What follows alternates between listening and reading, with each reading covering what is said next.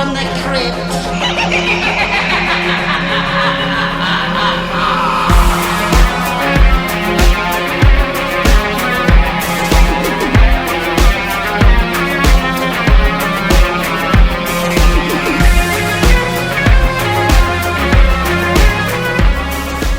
Hello, boys and ghouls. Welcome to episode 95 of Dads from the Crypt, the Tales from the Crypt podcast. My name is Jason, and tonight, joined by Jody. Hello. And Mando. Hello. And we have a special guest returning to us from the Colonial Theatre, Mr. Bob Trate. Hello, everyone. How are you, Bob? I'm just peachy, and I'm not covered in blob yet, so I'm doing pretty good. You will be soon, though, because Blob Fest is coming up. All too soon. That's the only thing we talk about. We have actually lost sight of a lot of other things. Well, let's keep the eye on the ball. Tell us some more about Blob Fest. Blob Fest is a 3-day event. It takes place in Phoenixville, Pennsylvania. It's about 20 miles outside of Philadelphia, west of Philadelphia. This is our 24th Blob Fest. We've been doing it since 1999. This year, our theme is blobs and monsters. So we are going to feature the original 58 blob, of course, the 1988 remake, which we have never had at Blob Fest. I know. Really? I thought you did it last year. We usually do it like the week before. Okay. You know, we like it, but previous people who were in charge of it thought, it's not really in theme. And we were like, hey, completely it's very in theme. The event itself is a very family friendly event. The movie 88 is rated R. But so I mean, I had a first grader today told me he wanted to watch it at my theater. You know, so I mean, horror movies have come a long way for some people. I mean, you can always have like the late night show being 88. Well, that's what it is. It's the last show of the night on Saturday. That's the first modern horror movie I think I saw when I was a kid. It scared the crap out of me, and now it's one of my favorites. Yeah, it's a movie that lingers with you because of how real the effects look. And I mean, some of the more you get into the movie itself, the things that they did to the actors. Shawnee Smith didn't even know what the first victim was going to look like. She turned her corner, and then there's the person reaching for her. I mean, it was such great stuff in that movie, and I think it's really endured. Yeah, and also all those. There's so many great small moments. The condom gag. Yeah. when the guy guys the condom, and it says it's for his friend, and he shows up for his daughter. He just looks at him and goes, rib. And for for a lot of people that don't know, it flips the script. It does change who the hero is in relation to the original film, which was Steve McQueen. Shawnee Smith is the hero of this movie. Well, and even the football Johnny American guy is one of the first victims. Spoiler alert. So it's well, I mean, if you look at a lot of the publicity photos, it's all Kevin Dillon and Shawnee Smith, and her boyfriend isn't even he's out in a couple minutes. The other thing we're doing this year is the blobs. Those are the blobs. The monsters we're doing the Bride of Frankenstein. We're doing the Wolfman, and we're doing Abbott and Costello meet Frankenstein. Oh, so man, those are so awesome. Yeah. Whose house can I crash at? I need to find a way to afford tickets. Those are there's lots of B and B's left, but all the hotels have been booked since like a week after last year. So we don't even have there's no hotel rooms left in the area. You probably stay a little bit outside of town. Bob, you got a catch for me? If I got a catch, I've got nothing because my house fills up. That's what's crazy. I now have people coming in from Baltimore and New Jersey that are like, we need some place to stay. We're going to stay with you. And I'm like, okay, great. I won't see you unless you're at the event because I work the entire time. Yeah. And then our big reveal this year, our big difference is Sunday, instead of the Blob again and some more sci-fi movies, is that Mystery Science Theater 3000 is joining us. They are calling it the MS3TK Con, so Mystery Science Theater Con, and they're going to do 3 episodes, and they're going to have 3 guests, one of which, of course, is going to be Joel. So all of that is on our website. So if you go to thecolonialtheatre.com or if you go to blobfest.com, It'll take you right there and it'll show you everything. But we have all kinds of street fair event stuff. We have costume contests, short film contests. It's a lot of fun, and it's fun for the whole family. And I hate, yeah, it sounds like such a pitch line, but it really is. So like, you could bring the grandparents, could bring their grandkids, or the whole family. You could bring your grandparents, your parents, the kids, your kids' friends, and everybody's gonna have a good time. And there's something for everybody, and that's what makes it a lot of fun and an open, experience. And Mando, you were there. It was a blast. I had the best time. The whole thing, they transformed the whole town into like this horror mecca. And everywhere you go, there's vendors set up. Everyone's having a great time. Someone had a hearse as the Morningside Cemetery from Phantasm set up there. And like I said, every people from all different walks of life just having a great time. And I can't recommend it. I wish I was going this year. I'm gonna try to go next year. Well, that's the 25th, so that's going to be we're gonna pull a lot of stunts out. But I mean, even Ron Weasley was there last year. I don't know if you knew that, Mondo, but Rupert Grint. You told us, and he said he took off when people started recognizing him, or someone recognized him. No, actually, he kind of just kept moving along. But one of our volunteers was vending that day, and he has a My Pet Blob that he sells. And he said Rupert Grint bought 3 of my pet blobs for his kids. That's so cool. I go, did he pay with a credit card? He goes, no, he paid with cash. So I don't even have like the little credit card receipt that says his name on it. But he was in town. I didn't get to see him, but one of our people did and said, hey, if you want to come in, we can sit you in the balcony and nobody's going to disturb you if you want to watch movies and stuff. But he's like, no, I'm good, thanks. This is a lot of fun, So he's in town because he works with M. Night, and M. Night Shyamalan, is from the area and literally has filmed in adjoining towns, and in the Happening, the roadside diner they go to is literally like 2 miles down the road. Yes. That's awesome. So yeah, we have all these great horror connections. So that's another great reason to come. And tickets are on sale now?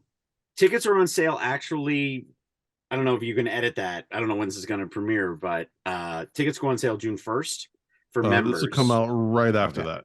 Okay, so tickets will be they're on sale June 1st for members. June 2nd, they're open to the general public. And the biggest thing that sells out first is the Friday night run out, because that's a reenactment of the big Get Out of the Theater, the Blob's here. That is a stage show. We have Aurora Borealis, who's a horror host from Baltimore, and a full assortment of cast and characters and skits and music and the whole bit. We do the short film contest winners that night, and it's really just a lot of fun. And then it's like 15 minutes. You're on the street. It's Mardi Gras. It's just people running out dressed in costumes and stuff, and it's crazy. And then the town just gets crazy fun. Like people are just it's like a class reunion with people you actually want to see.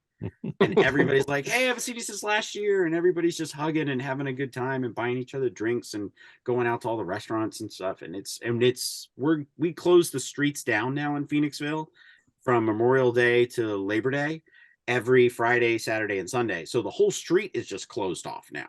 So you can have, if you like this, open containers from one end of the street to the other, and people are drinking left and right. So it's just a lot of fun. And I've never seen it really get out of hand. There's families there, and people are just with their kids and with their dogs and just enjoying this insanity that we have. It sounds awesome. Every time I hear about this, I want to go more and more. I haven't made it yet, but I will. I am going to go eventually. 25th anniversary is a big deal, because this year is the 65th anniversary of the Blob, but next year it's our 25th anniversary of doing this event. So we learn new tricks every year, what we can do better, what we can establish that it's going to be more what the people want. So we answered the call with the 88 Blob that everybody's, why don't you do it? Why don't you? Like, what, this year it's Blobs and Monsters. Let's just put, we also thought about putting in some of the bad sequels. And I hate saying bad sequels, but they're not, well-regarded films. Son of the Blob or Return of the Blob, it has the same name. We actually considered doing that, but we were like, let's see what happens. And then Mystery Science Theater came in, and we were like, yep, there we go. We don't. You don't need anything. And their episodes they're trying to wrap them around monsters as well for us. So I can't confirm their episodes yet, but they're fun guys, and they're really down to earth. And that's what's so nice about working with them. They're fans, they get it, and then they just want to put on the best event for everybody. Their own people, our people. They're even going to have their own Blob MS3TK Con shirt that's going to have both things going on it. And the posters they've designed are they're wow. You're like, oh man, it's like I got to have both of those. Yeah, the variant and the regular. All right, I need that shirt. That's gonna be great. Yeah, exactly. Like it's the shirt I saw originally was like yin and yang of the two, of the blob and the moon, and you're like, this is just awesome. Like, you guys know what you're doing. Yeah. And I would say anything, if you ever get a chance to work with Joel, the man has a certain kind of aura to him that just makes you want to get it done, and get it done the best possible way. And that's what I've learned with him, probably 3 years now of doing phone calls with him, talking to him during the pandemic. He just has this really great, let's get it done, and there's no ego there. And that's what's so much fun about working with Joel. I'm really excited because this year at Chattanooga Film Fest, he's going to be there a couple weeks before Blob Fest. And he's going to be DJing a party on a riverboat that wow. to attend. So just crazy fun stuff. I don't know what it's going to be like. Wow. Yeah, he pitched to me during the pandemic. He wanted to do a series of 70s films that he would curate, and then we would show, and he said, I'll try to come as much as I can. And just that list was amazing. And I'm like, we got to one where I was like, Joel, I don't know if anybody would come to that. And I don't want to say what it is, but I said, it'll be you and me for sure. Like, we'll definitely be watching that movie. Well, you'd be surprised though. Some of those movies have very cult. Some of those movies that you wouldn't think people want to watch. Oh, it's a cult crazy movie. Cult followings. I think you probably have one more attendee there. Our friend Joe Ferry lives in the area, and I know he's a big fan of the Colonial. Oh my God. Did I not know that you guys know Joe? Oh yeah. Or did he connect us? Did he connect us? I talked to Joe. He lives half a block from me. Yeah. Oh, really?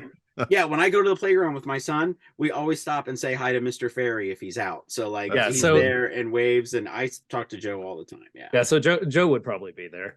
I mean, he seems like the kind of guy who'd go to whatever. Yeah, he was at a movie with his kids, and I was a little weirded out, but I figured, well, if he's got a Fulci sticker on the back of his car, then he's dadding right, I guess. Yeah, I'm pretty sure he saw what is that Patrick movie? The weird Italian Patrick movie at the Colonial. Oh God, we have so many Returns or Revenge or something like that. It's such it's a trashy movie, but it's fun. Yeah, our Italian horror movies, man. We're year 11 this year, and we did 5, so this means we've done 55 of them. And I ask my wife sometimes, I go, "Have I seen that?" She goes, "Yes," and you fell asleep. Not Killer Fish though. They all kind of feel like a fever dream, though.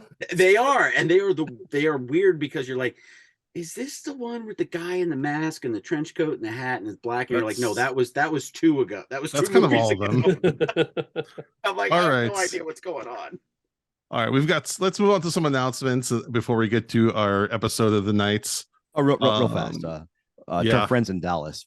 This won't air till later, but you guys just won Game 5, and I hate everyone in Dallas right now.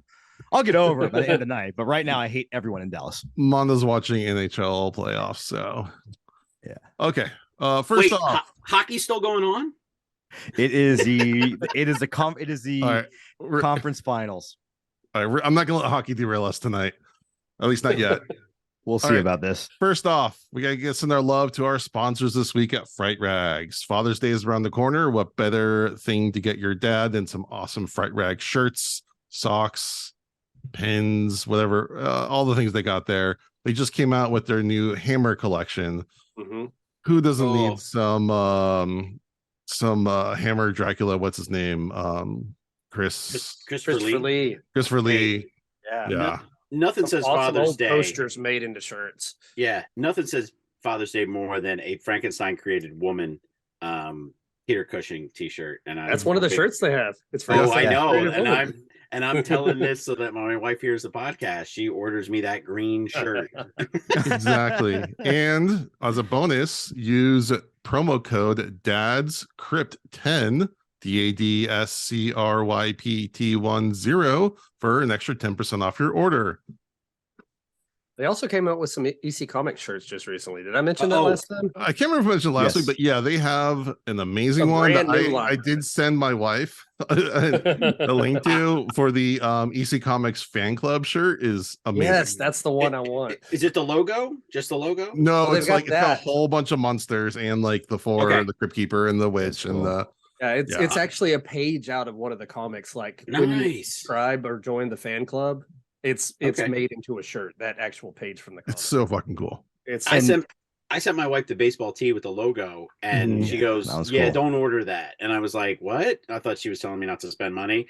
And then literally the next day, the bag is there already. She had already ordered it for me. So did she use promo code Dad's Crypt 10? No, she did not. And I just wrote that for down. the future. For the future. So when she orders me the green shirt, I would be able to. And just so people know, we don't get any money from using that code, but it just shows that you listen to the show and that you support us, and so they keep sponsoring us next time. And we wouldn't. I would say before, like I don't know, I might accept a lot of sponsor money from someone I didn't like, but it had to be like I can retire money. Right. But one of the reasons why we like to be sponsored by them is because we're all big fans of Fright Rags. We all own tons of stuff from Fright Rags. It's quality stuff. They're a great company. Their tees are so comfy. I'm not wearing a Fright Rags tee right now, but they are so comfy. I should have for the show. Well, they have a lot of cool stuff. And we've had Ben from Fright Rags on the show. He's a cool guy. Like it's a good company made by people who actually care about this stuff. Yes. Can't say enough good stuff about them. Literally was emailing him the other day, and he was back and forth within minutes. I'm like, I can't believe he emailed me back so quickly, and it was really nice of him. And then he got us he's sending us some Killer Clown stuff for our screening that's going to come up in July. So on 35. Awesome. So I'm just like, sweet. Cool. Okay, next. I hope everyone is enjoying our Simpsons Treehouse of Horror episode. The first one just came out last week on our main feed, and the second one is up on our Patreon. We'll be releasing the rest at the $3 level twice a month going forward, so check those out.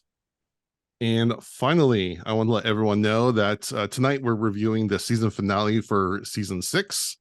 To bridge season 6 and season 7, and next week we are going to be reviewing the sort of Tales from the Crypt movie Ritual. We had to do it. I'm so excited. We're ecstatic, but it's got the name. It's got the name on it, so we're obligated under contract to do it. One more announcement. This is my last day on the podcast now. So hey, I watched Halloween Ends for you guys. So but that movie was pretty good. Sorry. No, it wasn't. It sure was. Real quick, speaking of Hollywood Ends, I'm a big fan of the CinemaSins YouTube channel, and they did their Halloween Ends, and they pretty much hit on all of our critiques, most of Jody's critiques, especially.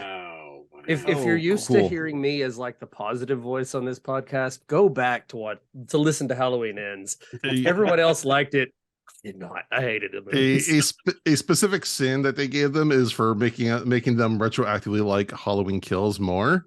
And I kind of agree that this movie makes Halloween Kills looks a lot better. I liked Halloween Kills because that firefighter scene alone was enough for me to. Kills was fine for me.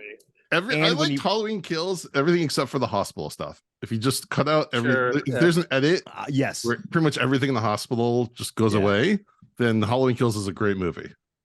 I respect that. Yeah. If you just got rid of Corey and made Halloween Ends 20 minutes, I'd be great with that one too. Exactly. Just make the last 20 minutes the whole movie. Just release a short killing. No Corey. The no Corey. I can't wait from 10. I can't wait in 10 years when you're looking back and you're like, yeah, Halloween Ends is pretty good. Maybe I was wrong. Nah. Hey, man, no one liked The Thing when it came out. No one liked Halloween 3 when it came out. And now those are kind of considered masterpieces. So. It is true. It is true. See, but I would argue that The Thing suffered from box office, other things that were going on at the time. Like, I would say that Thing wasn't a failure by critic standards, I would say more that E.T. just ate up everything. Oh, you're 100% right, but because that completely ruins my point, I'm going to ignore that fact. Okay, that's fine. Or we could just say John Carpenter never had a successful movie until it went on to cable. There you go. Because okay. that's what All he's right. kind of, that's his thing. He's like, Well, oh, that's I true. never had any successes, and then now it's a cult movie, and we're like, yeah, but he doesn't get any money from it anymore, so he just finds that as a failure. And I'm like, dude, your movies will live forever. All right. Yes. You But just want the money. tonight, we are talking about the season finale of season 6 of Tales from the Crypt. Episode 15 came out on January 25th, 1995, titled You Murderer. Jody, give us a plot synopsis. All right. So we open on probably one of my favorite Crypt Keeper openings of the entire series. We get the Crypt Keeper as Forrest Gump. We start with the feather drifting in. We get a little slow talking Southern Crypt Keeper. It's just fantastic. He has a box of chocolates. It's all full of body parts. And then he turns over and looks, and Alfred Hitchcock is sitting on the bench with him. Just ridiculous stuff all the way around. Robert Zemeckis did direct this episode, and so we get Zemeckis right there at the beginning. And when Forrest Gump first came out as a kid, it was one of my favorite movies. I loved that movie so much, and so now seeing the Crypt Keeper as Forrest Gump, just the icing on the cake. Well, if we're going to talk about that for a minute, so again, this is Alan Silvestri doing the score. Yep. He's kind of doing his own version. And what's even funnier is, in weddings, when you pick the music that people are just kind of gathering to, this was the song, the feather song from Forrest Gump is what me and my wife had people gathering to. So it's just many levels.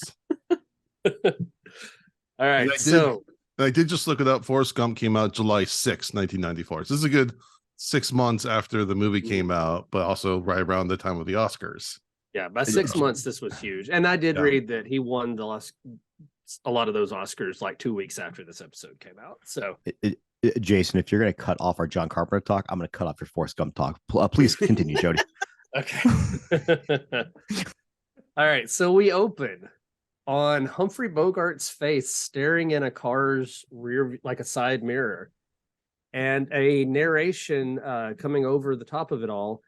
A man named Lou Spinelli is narrating this, and we are seeing this entire episode through his eyes. We only see his face in mirrors and reflections and things like that. And we'll get to it very quickly, but his face is Humphrey Bogart's face. We'll explain how we got there. But he says in his narration that he's dead and it's not what he expected, but then goes on to tell his story. We start in a office building, and we see his Lou's reflection in the window, and again, it's Humphrey Bogart's face talking and moving and acting. This was a big technical accomplishment for Robert Zemeckis, who had just done something very similar in Forrest Gump with JFK and Richard Nixon. And so he's using some of that same technology here. But anytime we see Bogart, it's old clips that have been CGI'd into this actor and a Bogart impersonator doing the voice. Well, and remember, this is it's telling it from a first person view, right? So right. We're kind of seeing it. So the first through his eyes, you looking through a window and seeing his own reflection, and then yeah.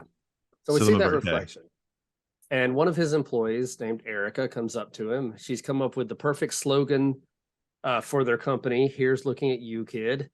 I have no idea what this company does, by the way, because she's making a presentation. It's like a sheep, and it's like, here's looking at you, like a female sheep, and here's looking at you, kid, like a goat, and hares. Like, are they an animal company? Like, I don't know what they're doing. But maybe they're one of those companies that they'll bring the goats to your house to clean up all your foliage outside. Hey, that's odd to think. Great. I don't know what the rabbit's for, but I thought it was just an ad executive's maybe place, I mean, it just seemed like these were such dumb ideas. They're bad ideas, but they're very great play on words. But I'm like, I've been in those pitch meetings. This is an ad executive. This was like modern 90s Mad Men or something. Yeah. Well, then someone comes in and tells Lou that Oscar is on the phone. And when Lou answers, the voice on the phone is not Oscar. It's someone named Betty. And Lou reacts in shock. She says she's supposed to be dead.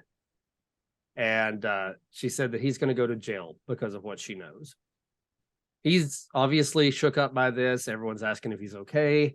He leaves the office and we see him driving down the road as he tells us about his past. He was a criminal who escaped from prison and then got a new face and a new identity and the successful businessman. And his new face is literally Humphrey Bogart's face.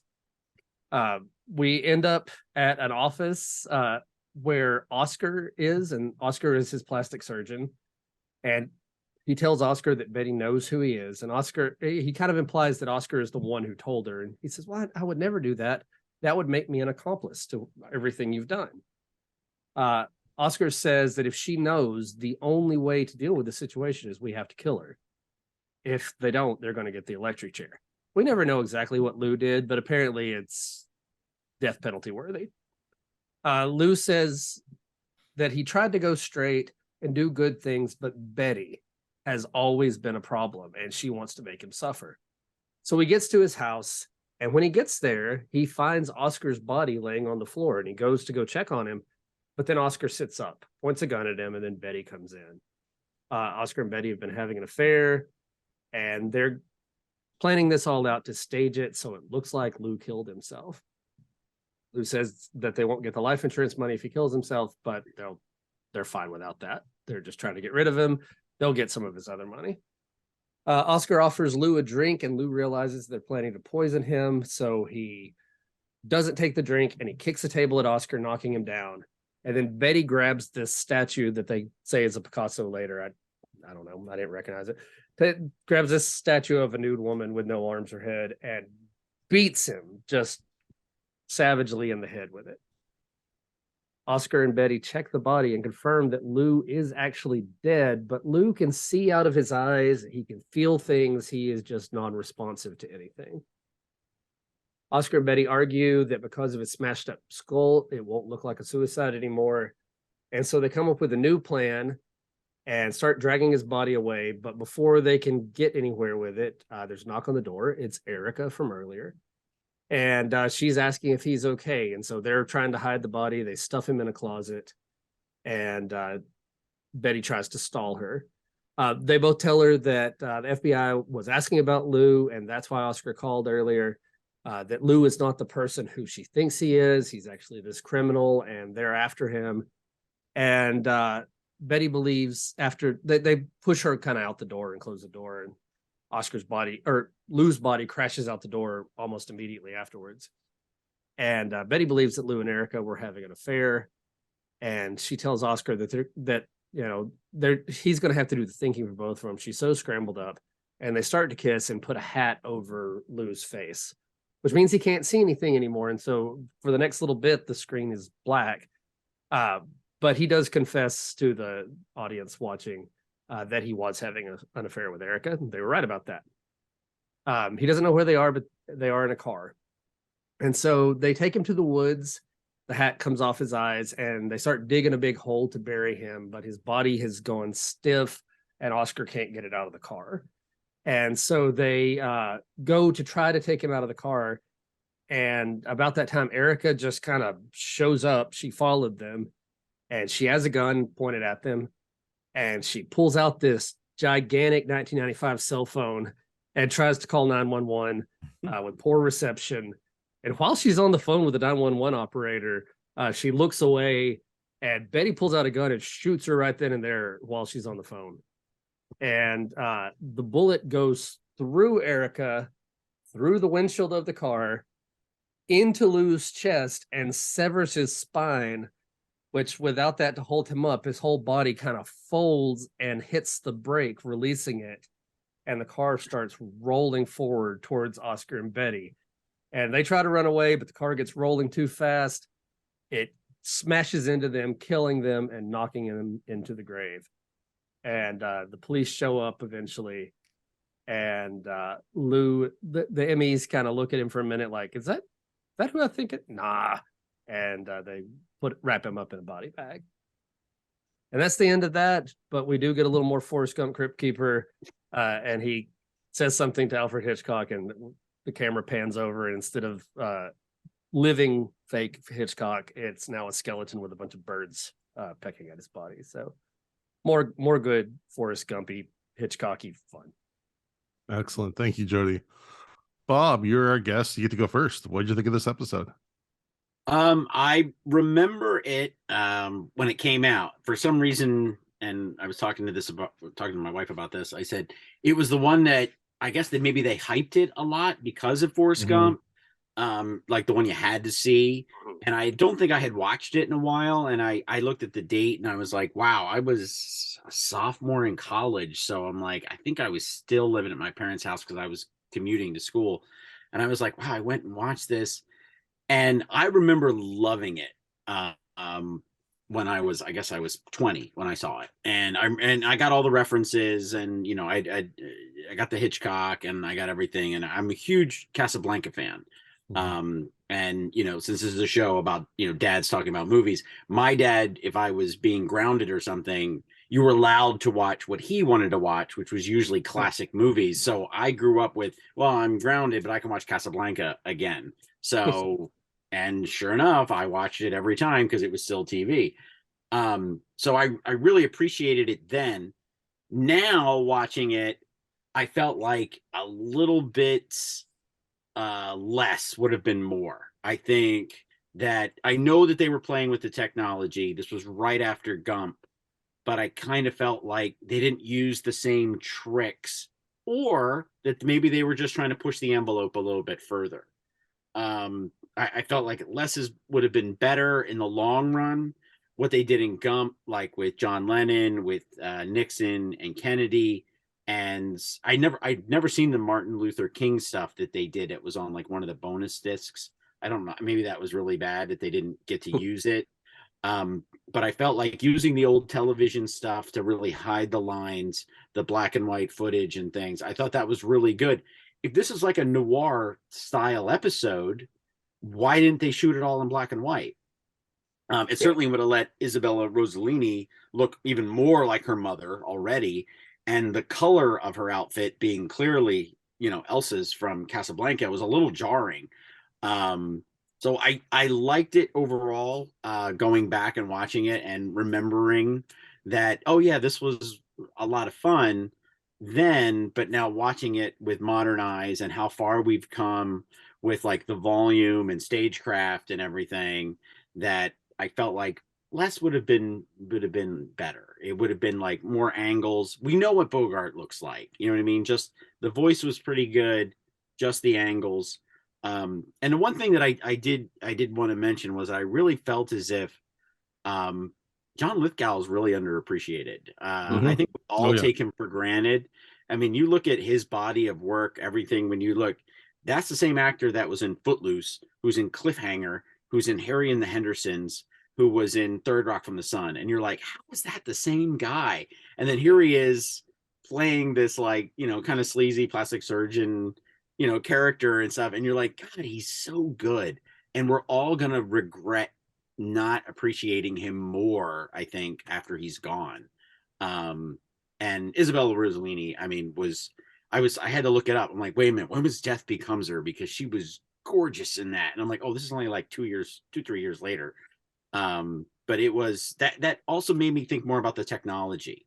So that's another thing that I like. Where were we at that point? What was ILM doing? What was Zemeckis pushing? Death Becomes Her has some of those things in, like James Dean is like walking in that shot, in color. So again, he was pushing the boundaries back then in '93, but I have other things to talk about too, but I'll stop and let you guys focus on the episode. All right, Mando. Well, I'm gonna be pretty quick, but I really actually enjoyed this one. It's kind of a last hurrah to Tales from the Crypt before we get into what is infamously known as season 7 and how season 7 kind of fell off a cliff. So the technology was cool, but yeah, like you said, they did kind of push it, I think, a little bit too far. All the performances are great. Like you mentioned, John Lithgow, he reminds me of, I always saw him as this comedic actor who was kind of a one-note actor.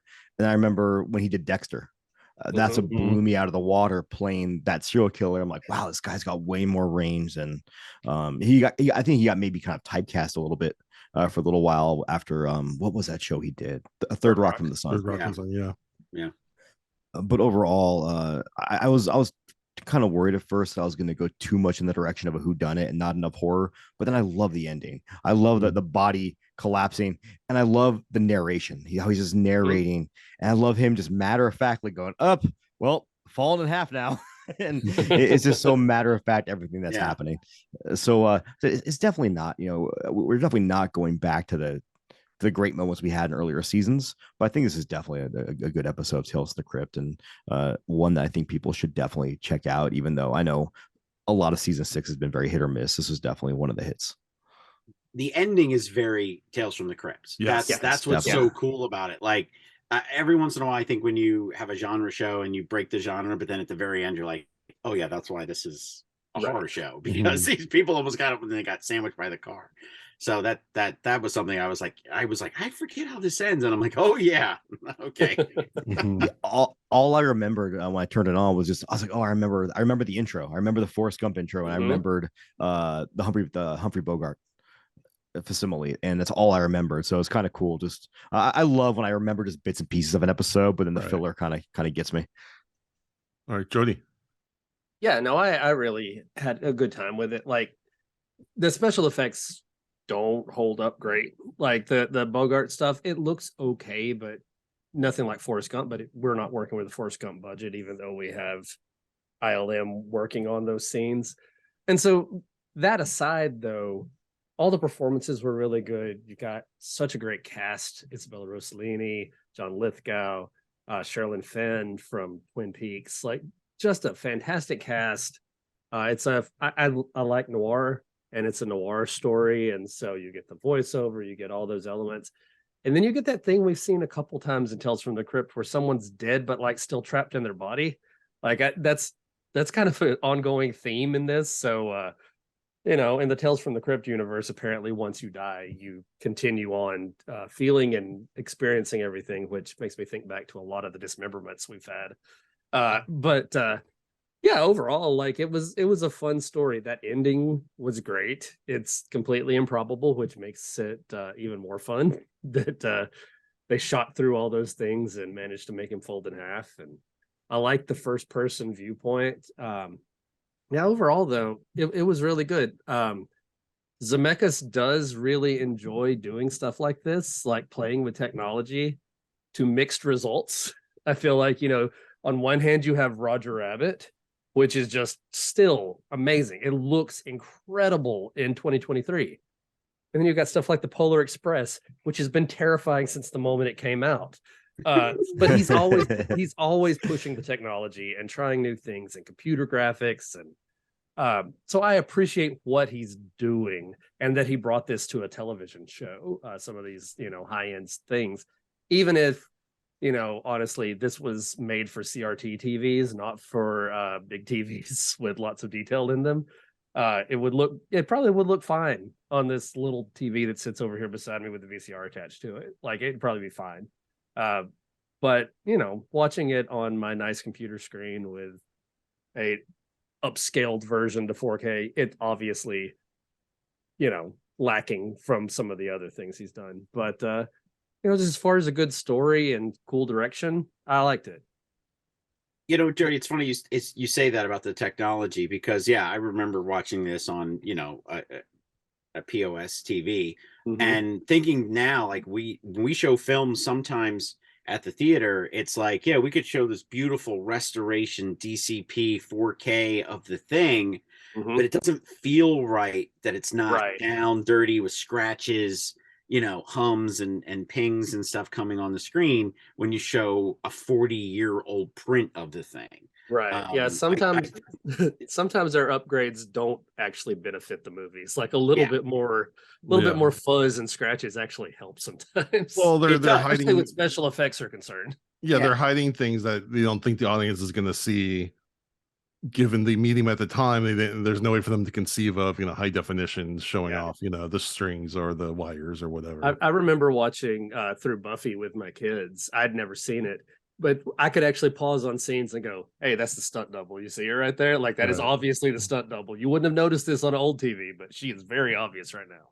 If they ever re-release this show cleaned up in a 4K, you guys just are going to have tons of content because you're going to be able to go in and be like, you can see this, you can see that, you can see, the prop guy in the back wearing the jeans, like in all the Mandalorians that they have to wipe out a week later. You're going to say, hey, there he is. He's right there in the mirror. We've never saw him before. You guys are going to have a lot of content because when they clean it up, sometimes you see the strings and it's just not worth it. Yeah. It's fun that happened with pro wrestling when they first went to HDTV. They're so worried about people seeing the gap between the strikes. Everyone started hitting everybody a little bit harder. Didn't know that. Yeah, I am a little kinder on the effects in this because we're watching it on YouTube. That's been upgraded, and it's not what they were. It's not really what it's meant to be. So I'm a little bit. Yeah, definitely the effects look pretty stilted, but I appreciate the ambition and the inventiveness of what they're going for. This is just a kind of a mind-boggling episode on just many levels. From again having Ingrid Bergman's daughter and then all the Casablanca homages. Again, that's a movie I still think is a perfect movie.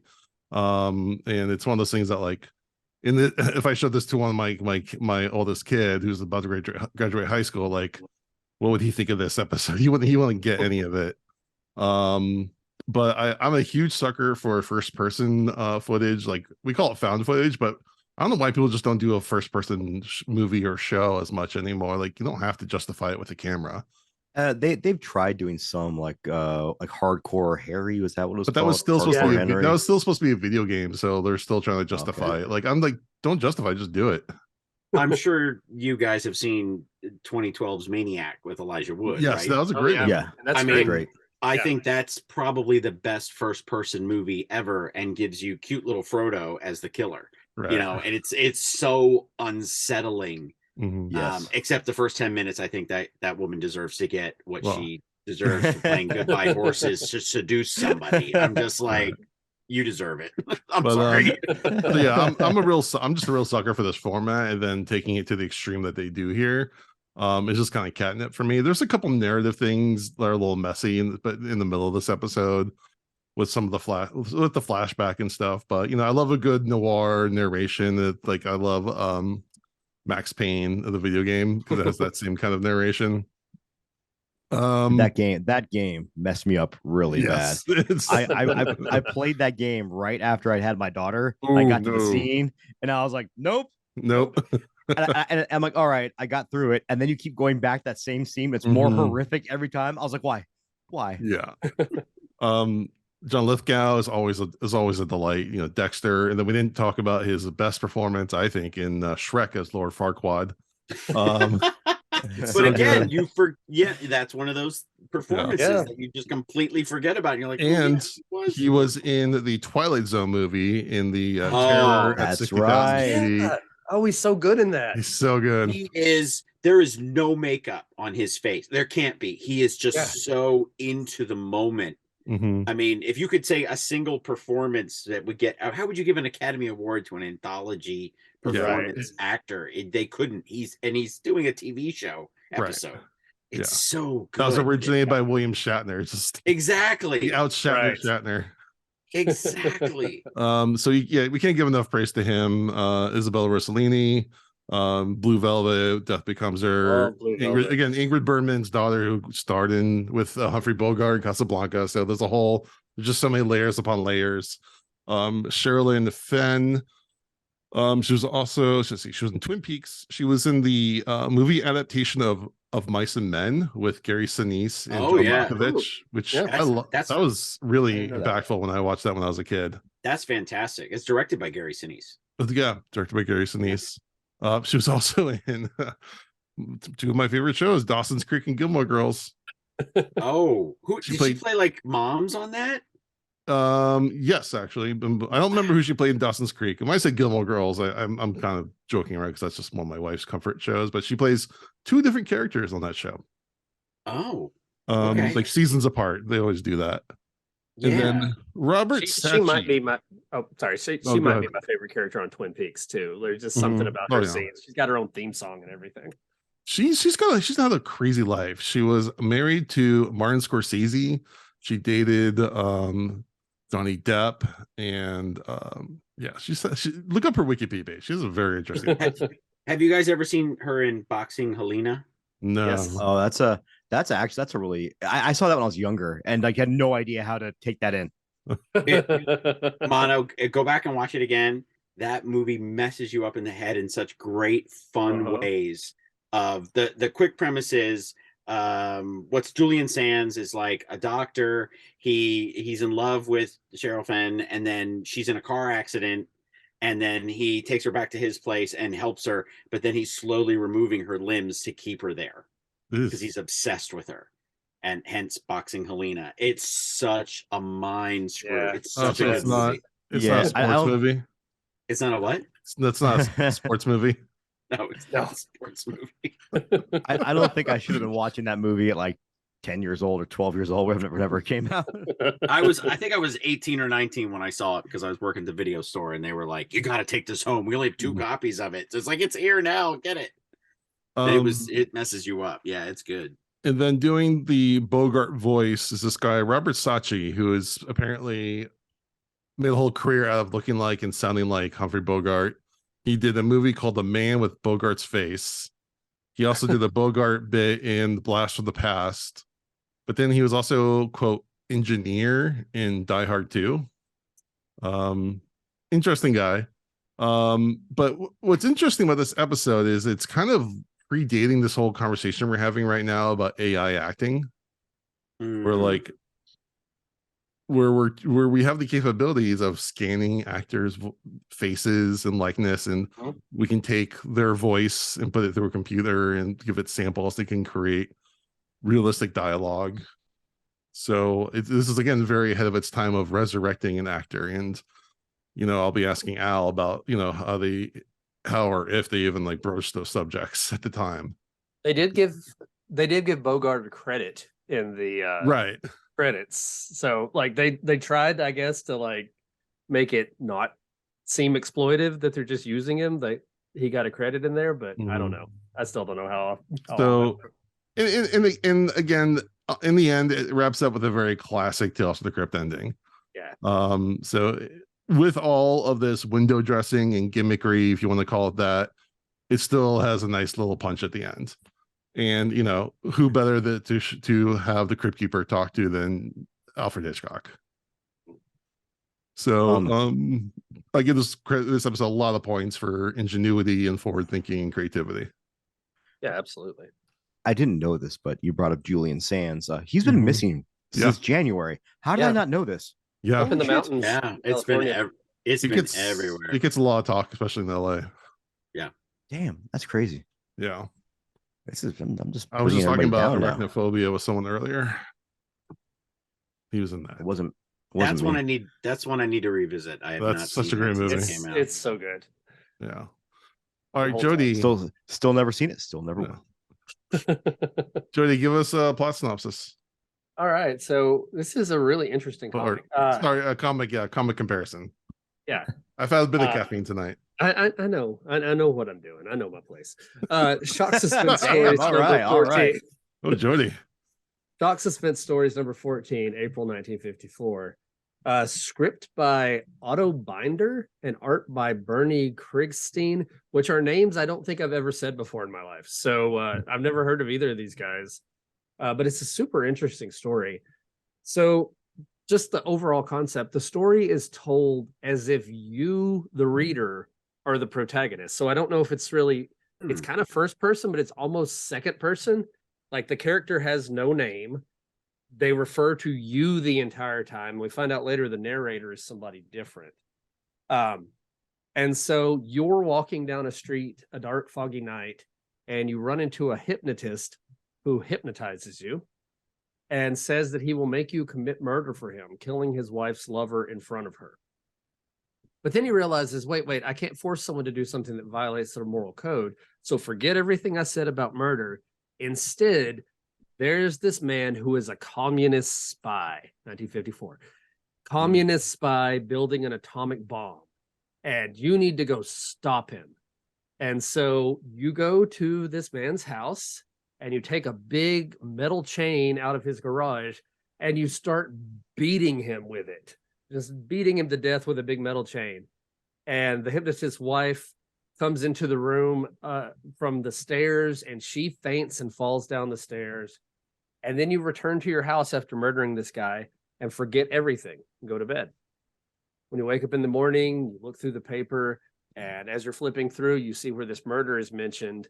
And then the last like couple panels are someone saying, "Don't you remember any of this? Don't you remember what you did?" And then you see the hypnotist standing in front of you in your room saying, "Don't you remember me?" He's been the narrator the entire time. So the story is narrated by the villain, and you are the main character in this story. Super cool, interesting comic. Yeah. Very different than what we watched in this episode, other than like the kind of through the eyes of the character. But lots of first person narratives out there, lots of third person narratives out there. Very few second person, unless you're talking like a choose your own adventure or something like that.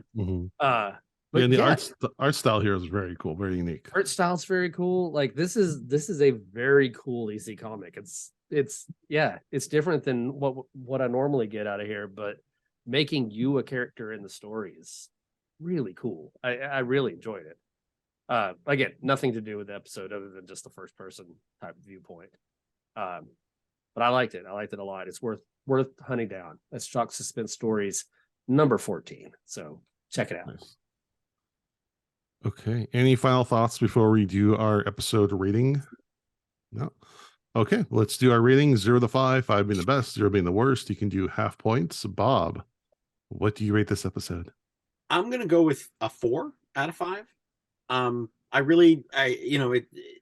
appreciate it for what it was trying to do. As someone who loves movies, it's also great that they were nodding to, Isabella Rossellini and Bogart and the connection between her mother. And it was a lot of fun. And in some ways, I was thinking about this, there are no shows like this anymore where a talent like Robert Zemeckis, who started the show off of Amazing Stories, went in a darker direction and started a show like this that enabled them to push the boundaries of technology and change things and give up and coming actors and directors a shot. There's no show like that anymore. Like I guess we have to look to shows like The Walking Dead or one of the Disney Plus shows or something on Hulu to give. The closest thing would be like Black Mirror. Yeah, to give new talent, new ideas a shot that could be the next person who's the next big Robert Zemeckis. And here was this what I consider, and I know you guys maybe do too, the final episode of Tales from the Crypt.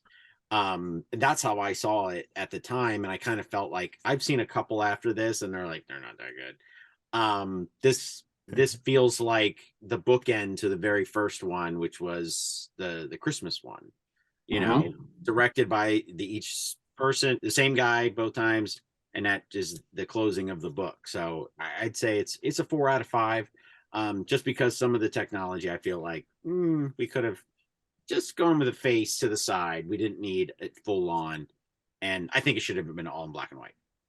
Just to do a true noir, would shoot it in the style of a Universal horror movie because it's Tales from the Crypt in color schemes with black and white, but then do it with a noir, and that would have just been blending the genres together. Would have been great. That'd have been cool. All right, Mando. Yeah, I'm everything you said. I'm a 4, and we talked about it before, how like it was just such a cool series that just gave like all these people. I think and Jason, maybe you can correct me, but Al said that one of the beauties of Tales from the Crypt is they use it as kind of like the litmus test for directors. To come in. You want to do something? Sure, let them direct Tales from the Crypt. And a lot of actors and a lot of directors cut their teeth on Tales. So I'd love to see a revival to let some of these, younger actors, younger directors, and everything be able to just kind of go out there and, I guess, throw caution to the wind and do whatever the hell they want. Yeah, well, even Tom Hanks directed an episode, right? And Arnold Schwarzenegger directed an episode. Michael J. Fox. It was an opportunity it's not that much of a risk for them to come in and try something, and then who knows, you know what I mean? Like, there's no show like that anymore. It's kind of sad. Well, I do wonder if it's like a monoculture kind of thing where there's just so many avenues for content, whether if we put a show like this could exist, but that's a whole other conversation. Jody, what's your rating? Armando, did you give us a rating? I forgot. I don't. I 4. I'm a 4 Yeah, as you well. use the 4. Jody. Yeah, I'm also going with a 4 on this one. Technology issues aside, like where it doesn't quite work, I realize that I am harsher on anything CGI related than I am anything else when it comes to something not looking quite right. I mean, I watched The Mutilator last week and I gave it 4.5 stars. I mean, I'm very forgiving. You when got the practical effects Mutilator are ahead of out. this. Yeah, but there's Yeah. such a I know. I charm. love The Mutilator. to The practical Mutilator is so effects. good. It's poorly acted, but man, I love it. It's such a great movie. I have it on Blu-ray. But you know, like I'm very forgiving with okay special effects when they're practical, and I'm very unforgiving with CGI. But this was a good episode. Like, and I should probably, 30 years afterwards, start adjusting my expectations for old CGI a little bit better too. But yeah, no, it's good. I enjoy it. I'm going with a 4.5. I'm going to give a lot of the effects a little bit of a pass, like I said earlier, because I'm watching it in the medium that they weren't meant for. Sure. If I was able to watch this on a CRTV on a TV broadcast, maybe I would give it a more fair viewing. Or if they did a remaster of this particular episode, that'd be a bit more fair. But I'm not going to knock it. The narrative and like I said, in the middle just gets a little muddy. Oh. That's my only knock. Again, I love the ambition. I love the layered storytelling. I'm a huge Casablanca fan, huge Hitchcock fan. It just hits all those notes. And again, as we're kind of closing the door on season 6, we're gonna give everything you've seen in season 7 a fair chance. So maybe there's gonna be something in there we like. I don't know, maybe not. We'll see.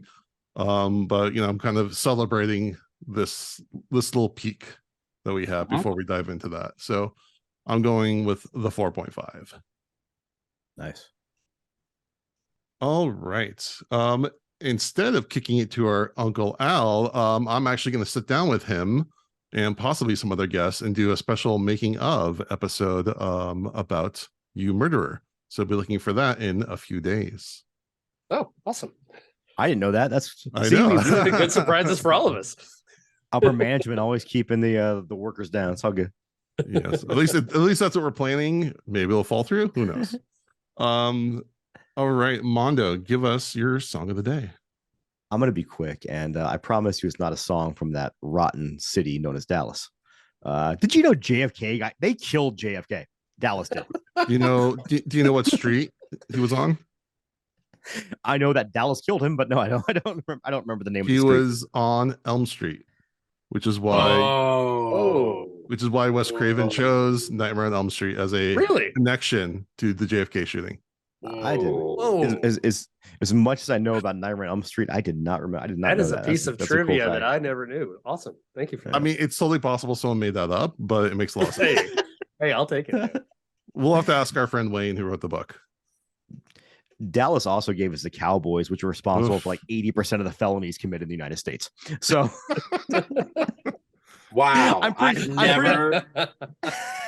I'm never heard that. As from someone, I'm not a football fan or an Eagles fan, but I'm definitely hear about it when Dallas is in town every week. I've never heard that. Like, how can you root for a team that gives 80% of felonies in the country?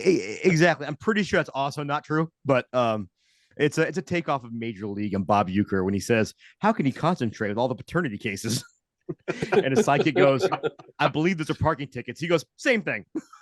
But I'm picking this has nothing to do with the episode we just watched. And come to think, I should have picked some like old crooner, and that'd have been cool.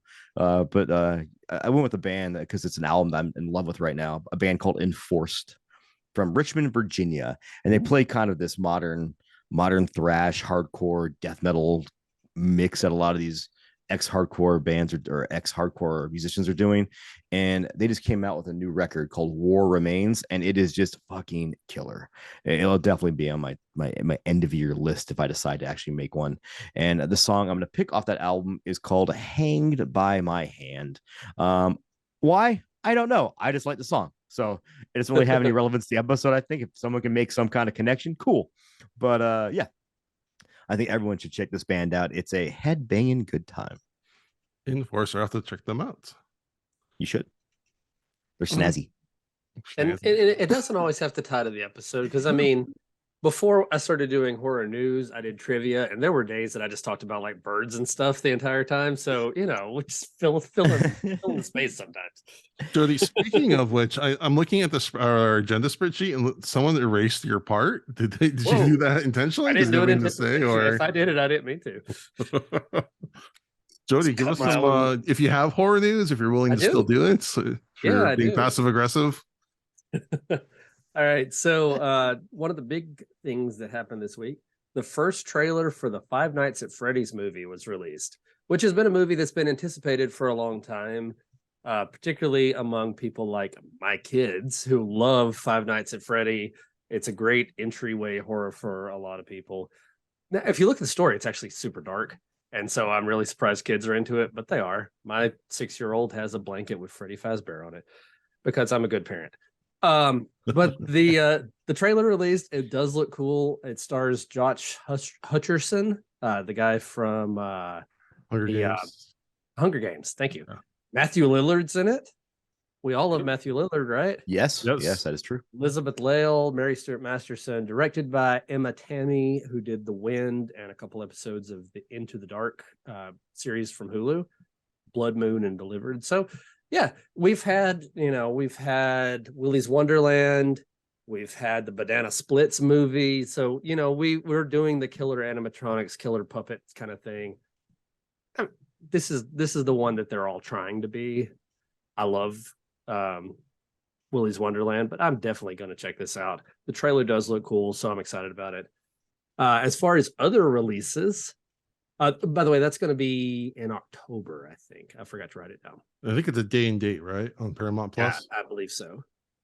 We also have Gremlin's Secret of the Mogwai just released on Max, and I've heard nothing but good things about it. I haven't had a chance to check it out yet, but I've heard it's actually really fun and keeps the spirit of the movies. I've heard it's animated.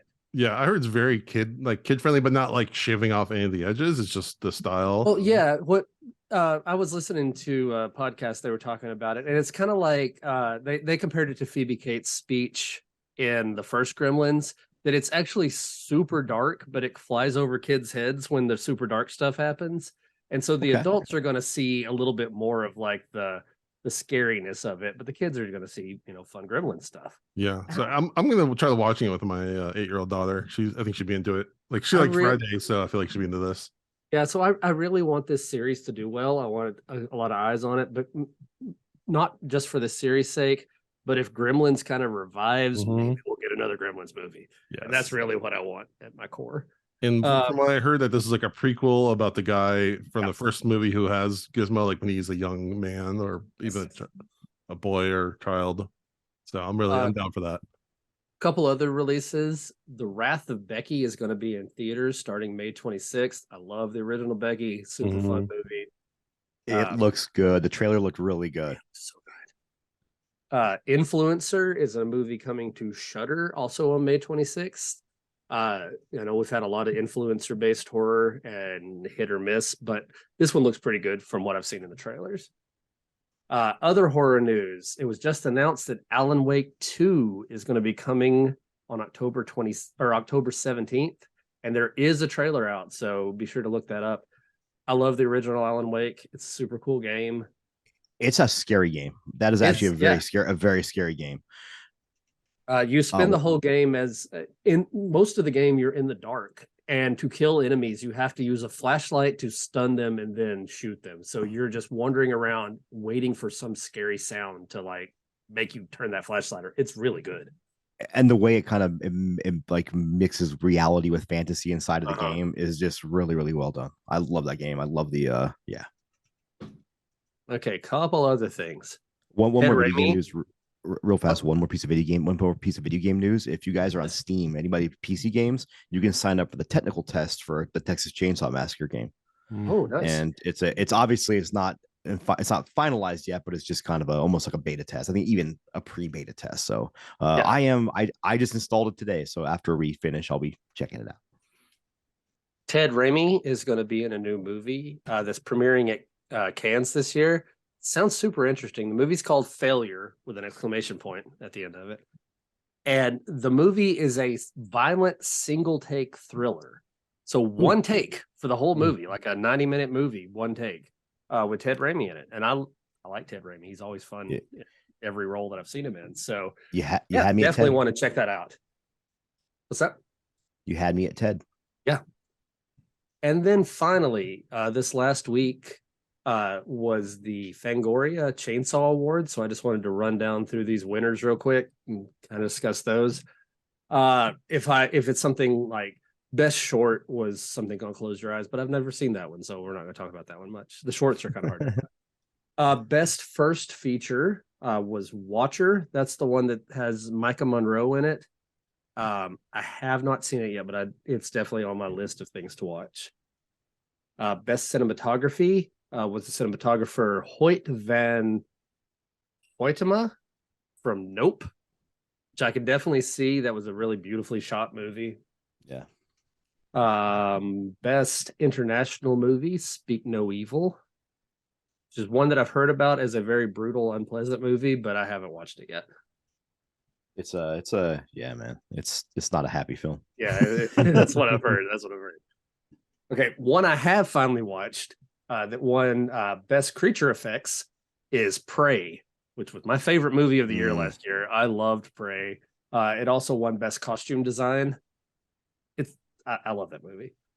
We talked about John Carpenter earlier. He and his son Cody and Daniel Davies won Best Score for Halloween Ends. So the movie may be bad, but at least it's got good music. That score is fantastic. It is a great score. I will say that. I'll give you that. Yeah, I think what's cool is like in every single one, he just does those little tweaks to the original theme and just gives it a different kind of flavor to it. I mean, I'm never going to be disappointed with a Carpenter score on a movie. And, you know, at least in a movie that I did not enjoy, there were some nice things with that. Best Limited Release Movie. My heart here. Terrifier 2 won Best Limited Release. It also won, there was something else like Best Makeup. Yeah, Best Makeup, which 100% makes sense. The effects in that movie are completely insane. I mean, you're probably going to get to it. Also, Best Kill. And Best Kill. Yeah. One Best Kill. Best Series this year was Stranger Things. It was a good season with Vecna and the whole like twisting around in the air, and like it's really good season. If anybody hasn't seen it, it's basically a love letter to Nightmare on Elm Street. And yes, 100%. All I want is I forgot the guys that did it, but all I want the is Duffer Brothers. Yeah. If I was a billionaire, I'd buy the rights to Nightmare on Elm Street and just fucking give it to them. Like, do whatever you want to do. Yeah. Just wrap it up in one movie. That's all I'd say. They definitely want to make a Nightmare on Elm Street movie. Oh yeah. Best streaming premiere was Prey. Best screenplay was C. Robert Cargill and Scott Derrickson for The Black Phone. Okay. Best lead performance was Mia Goth in Pearl. Yeah. And she's so good. Best director, Jordan Peele for Nope. Hard to argue. And like you said, Mando, best kill was the bedroom. If you don't remember the character's name, it says Killing Alley in Terrifier 2. It's the bedroom scene. Yeah. The long drawn out scene with the bleach and good gosh. All right. If people haven't seen Terrifier 2, I'm going to spoil one. Oh, you haven't seen it? I'm not going to say anything then. Nope, I haven't seen it. So okay, I'm not going to say anything. I will tell you this. Have you seen the first Terrifier? No, I haven't. Actually. Okay, so I watched the first Terrifier and I hated it. Like I gave it like a 1 star. I did not enjoy the movie at all. Terrifier 2, one of my favorite movies from last year. It's just over the top. It's convoluted. Like it has this story that's way too big for a movie this size. But I really enjoyed it. The special effects are amazing. Art the Clown is a great horror villain. It's a nasty movie, but I did watch it with my 15-year-old. So, you know, again, great parenting. Well, I think number 2, while it is, I think it's overall nastier. I somehow think it's less. I don't know. That first one feels so. It doesn't feel sleazy like the first one. Yes, that's good. Yeah. I can agree with that. First one made me uncomfortable in a different kind of way. Like I don't know, there's something about it. And I love the first one, but I get why people. I get all the criticisms. Have you watched the first one again now after watching the second? I haven't yet. I need to go back. Oh, I wonder if you'd like it. I might like it better. The last one here, the best wide release movie was The Black Phone.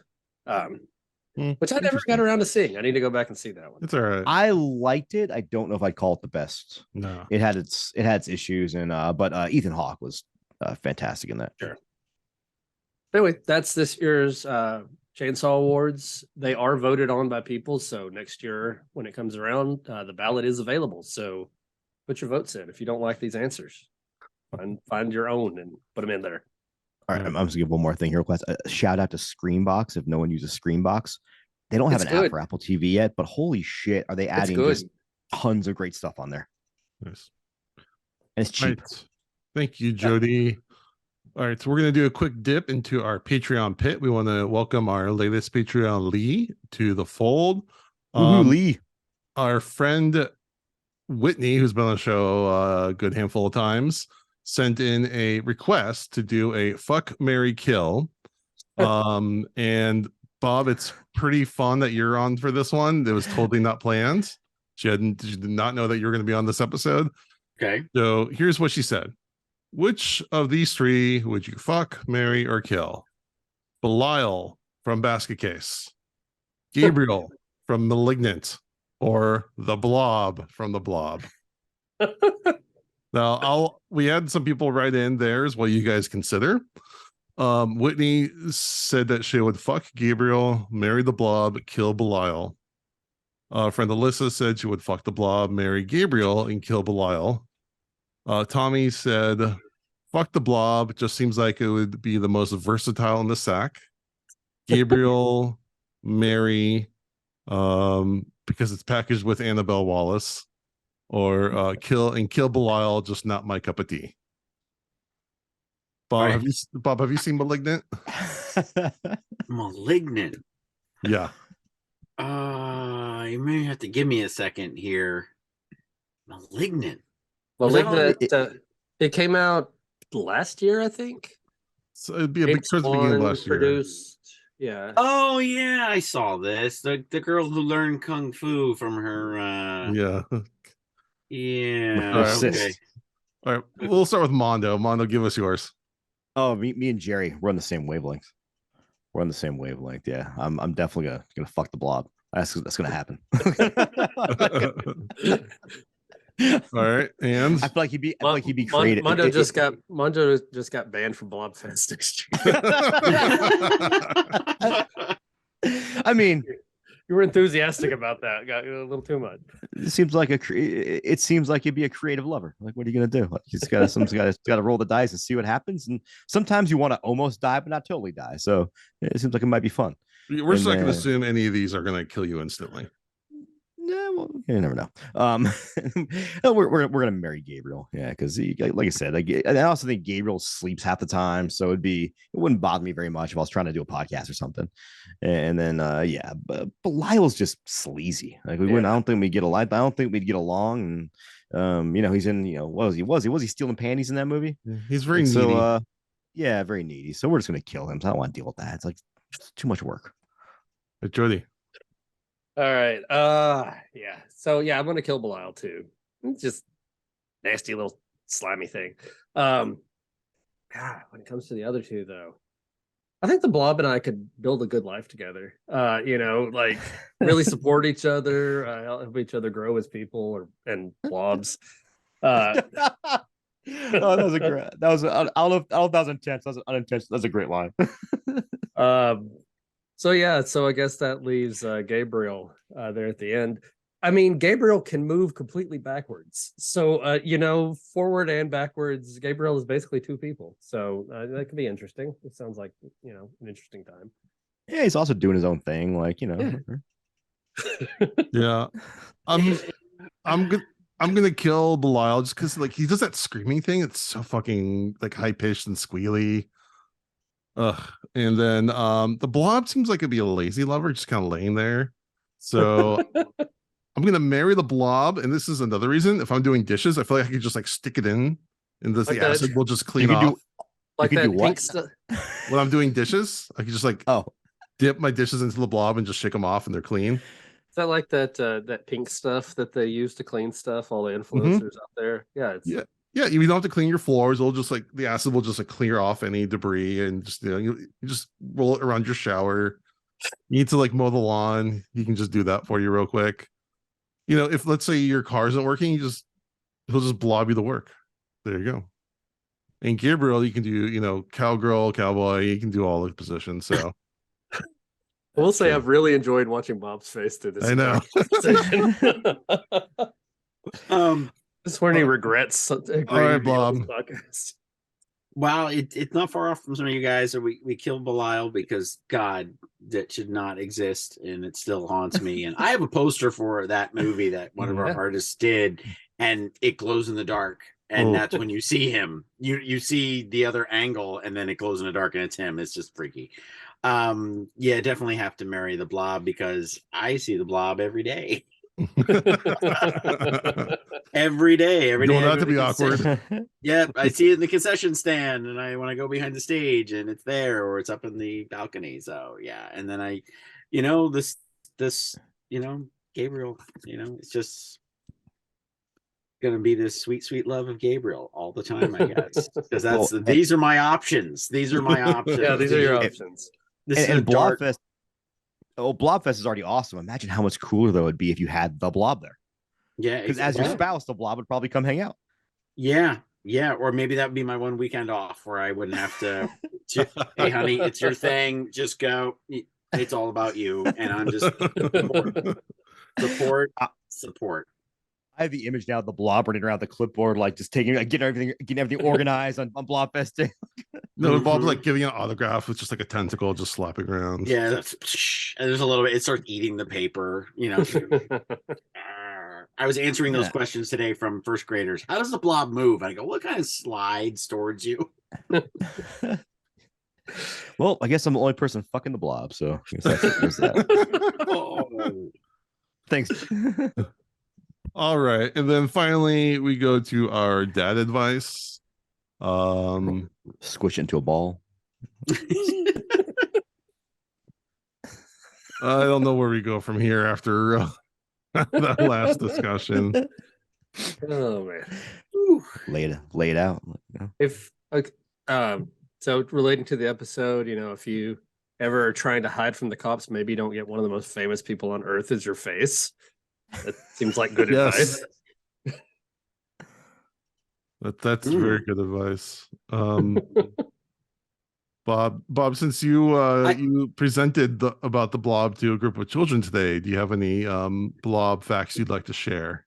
No, I had dad advice actually. Yeah, okay, good. I had some dad advice. So something my wife of course, she pointed out, and I had never thought of it this way, is that I'm my son's hero. I'm his first hero. That he looks up to me. He watches what I do. He watches how I act and what I say to other people. So I've actually become, more aware of that, especially when he's with me. We're going places. I had some car problems recently, and I had to really just keep my cool in a lot of ways. That he's literally on my arm, and it's like the little parrot is going to repeat everything, what I say, how I do, and how I act. So it was a good reminder to say that, yeah, I'm this little person's hero, and I have to remember how to act and how to say please and thank you to everybody when I'm, generally should do that anyway. But here's somebody who is watching me every second of the day, and how I treat his grandmothers and how I treat his mother and things. So that was really eye-opening, thing that she made me realize. And I'm like, I never thought of that before. And, I watched my dad, so that's a whole other perspective that I'm like, wow, like that should be in the dad handbook. Should be like the first thing you read. By the way, someone is watching you all the time and taking notes. So, ever since she told me that, I've really been more aware of that. And, to keep your cool, to be a good person, say please and thank you to everybody, as you should anyway. But now you're definitely being the role model for someone who's watching you at 2-3 years old straight away. I love that. That's awesome. That's amazing advice. That really is.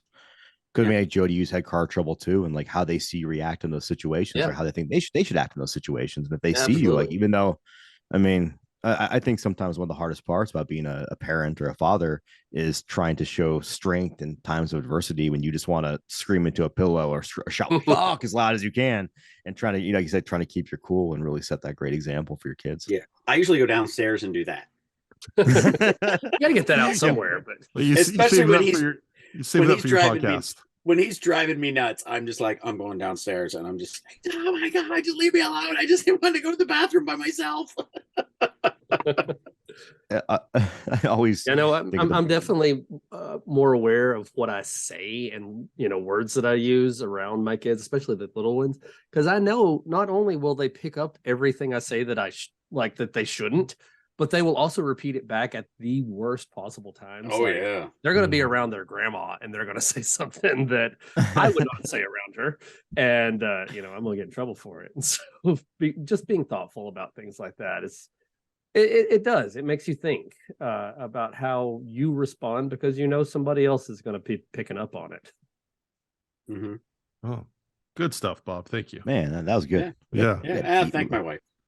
Yeah. All right. Oh, we got deep tonight. Like, I know. kind of like how you get On- deep if on you're many stuck in the subjects. blob. Yep. All right. Well, that wraps up another episode. Bob, thank you for joining us. Where can people find you? Actually, find my personal account on Instagram. I am the Movie Lord. But the Colonial Theatre it's Blob Fest on Instagram. It's also Blob Fest on Facebook and Twitter. It's the Blob Fest on Twitter. It's the one that's different, but it's the blobfest.com, the colonialtheater.com. And we do a lot of great horror stuff. We have an all-night Italian horror fest. We're working with Exhumed Films right now, which is a big horror group on the East Coast, and we have a 24-hour horror-thon that we host for them. They program the whole thing, but we also do an exploitation film fest with them. It's only 12 hours. So, but we've started to do, believe it or not, vintage 3D movies. So we actually can project 3D as it was in the 80s. Wow. And Exhume has developed their own lenses that we can put it through our projectors that are not 3D projectors. So it's fantastic. We did Jaws 3, Nice. Friday the 13th Part 3, and Amityville 3D last year. That's awesome. Yeah, I remember that. Yeah. And we've got a slate in November. It's not official yet, but we've got some crazy 3D stuff coming up. So we do a lot of great horror stuff, and we love movies. So if you're interested in coming to a vintage movie house that was in a great science fiction movie, but you want to be around people who love sitting down in a theater watching a movie, that's the Colonial Theatre, and that's our audience, our patrons, and a lot of our supporters. So we love just having the cinematic experience, and that's what we love doing, and it's a lot of fun. That's awesome. Every time I talk to Joe about something he's done over at the theater, it makes me just so jealous that I don't have something like that around here. The 24-hour movie-thon, like, yeah, he man, talked to me about that. It sounds amazing. And we don't know what that is. Like, they will literally hand me a sheet that I hand to the projectionists, and they just go like, and I'm like, oh, okay. So I've got to figure out when I'm going to have lunch and when I'm going to come back. And because we never know what those movies are, and the patrons get to guess in like some awesome like prizes if they can figure it out. And they never show the same movie. So if you went to number 1, I forget, we're on like 26 or 27 of these now. If you went to number 1, you're not going to see that any of those movies in number 25. You know, none of those movies repeat. So they have gotten a little bit more esoteric with some of the films, but they had never shown The Exorcist the first year that we hosted it for them. So I couldn't believe we were screening The Exorcist as the first movie. The last movie was The Frighteners. That's amazing. That's awesome. And there was crazy stuff in the middle, like Mecha Godzilla and, you know, the Curse 2, you know, that kind of stuff. Yep. But I did remember the Patrick movie. It's Patrick Lives, and Joe said he saw it there, and it is wild. Wow, Patrick Lives. I'm trying to remember when that was. It must have been a while ago. I think it was the 24-hour. Oh, okay. If it was in like there, in the middle of the night, yeah, it's in the middle of that. It's hard to say. And then they don't even like us to talk about after the fact what was shown. Wow. They're like, no, don't even put it up. Like, don't publicize it or say this is what you guys missed. So cool. They said, if you're not here, you're not here. And I'm like, okay, well, it's fine with me, you know. But it's cool. one of those crazy kind of things that people talk about those movies. And I like to know what it is, because I'm not going to show the same thing in the next, 6 months to a year. If most of those patrons had just come and saw like Darkman on 35 millimeter at 2:00 in the morning, which has happened at the 24-hour horror-thon. That's awesome. So we do a lot of fun stuff. We love the movies, and it's a great town, and we have lots of great restaurants and bars and all the other things to to complement it. We're doing Noir City, Eddie Mueller's Noir City, the week after Blob Fest. So we're doing 3 days, a whole bunch of double features of 1948 film noir classics, and most stuff isn't on TCM. So it's definitely it's going to be a crazy month for me in July. Cool. And just from having been there, the theater is such a cool theater, and you feel like you're walking into a piece of history. It's almost like a time warp when you walk in there. It's awesome. We're 120 years old this year. Wow. Congratulations. So thank you. Yeah, it's amazing how many of us did not survive the pandemic, and how many have not survived this long just to get to this point. But we've actually started to make some cosmetic changes, as in this room needs to be repainted because no one ever has repainted it. Right. And cleaning up murals and putting in getting our chandelier back is something that we're all focused on putting back in the classic Phantom of the Opera chandelier. That's right in the middle. It's gone. Nobody knows what happened to it. And that's the problem with this building. Has been passed down until this nonprofit ACT, which is the Association for the Colonial Theatre, took over in 1999. We don't have records of those things. We don't know where something went. We may know that somebody sold the organ at one point to pay to keep the theater going, but we had to bring an organ back in and get it installed and work with the Theater Organ Society of the Delaware Valley to get it done. So we've got Metropolis coming up with a live theater organ performance. Wow. So full cut, 2.5 hours, 21-year-old kid is going to play the full score live. That's right. That's the first Sunday in August. It's it's amazing. We did Nosferatu and sold out Nosferatu in October. We've never sold out a theater organ show ever, and the organ rises. Yeah, it comes up. If you come to Blob Fest, you see the organ on Friday night, and it comes up. Yeah, it's and then we start playing. It'll be the same kid this year. Brett Miller is his name, and I say kid. He's 21. I've known him since he was 13. So. For me, but he and I are talking about like what we want to do and what could we do this, we could do that. And I said, hey, how about Mad Max Fury Road with the organ? Oh, and he was like, that's insane. And I love it. So yes, who knows? Someday, someday that something like that will happen. Cool. All right. Well, next week we will be covering Tales from the Crypt, kind of, sort of presents Ritual. We hope you'll come and listen. I'm curious. I'm going to listen. Show. I want to watch it because I've never even heard of it. I know that wasn't like From Dusk Till Dawn supposed to be the Tales from the Crypt movie. It was considered. Yeah, there's a whole. So there's a lot of stories about that. So it's pretty much they pretty much tacked it on at the last minute. But so who's in Ritual? So as I'm looking for Jennifer Grey is the big name, and Tim Curry has a part in it. Okay, Jennifer Grey, Tim Curry. All right. Yeah. I'm curious. Yeah. So if anyone else is curious, please come listen. Don't quit the show on us. Either way, we appreciate everyone even for listening. Even if we run out of stuff, we'll keep doing things. We'll be doing things. We appreciate everyone for listening. We would really appreciate it if you would give us a rating or review on iTunes or rating on Spotify. Check out our YouTube channel for videos of these podcasts. And with that, we thank you for listening to Dads from the Crypt. Follow Dads from the Crypt on Facebook, Twitter, and Instagram, or I will follow you to the grave. No, seriously, you really should watch, but be careful what you ask for. You may get it.